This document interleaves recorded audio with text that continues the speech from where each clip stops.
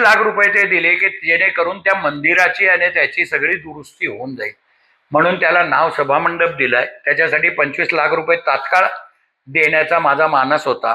आणि कोणत्या बी लोकप्रतिनिधीला महोदय यांना पत्र दिलं आणि गावित साहेब स्वतः हॉस्पिटलमध्ये असल्यामुळे मी स्वतः मुख्यमंत्र्यांना गावित साहेबांचं पत्र हे त्यांना दिलं आणि मुख्यमंत्री महोदयांनी आपल्या नंदुरबार जिल्ह्यात होणाऱ्या या सिंहस्थ कुंभमेळ्याला जवळपास 130 कोटीचा जो आराखडा त्यांना आपण दिला होता याला त्यांनी मंजुरी दिलेली आहे आणि जी काय प्रोसिजर आहे ती आता सध्या सुरू आहे.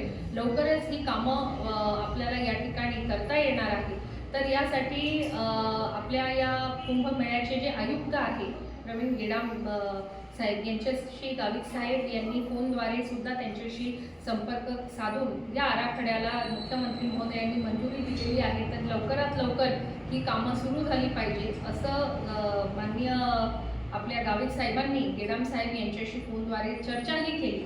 आता हे सर्व होत असताना आपल्या सगळ्यांनाच माहिती आहे की गावित साहेब हे हॉस्पिटलाइज असल्यामुळे ते स्वतः प्रत्यक्ष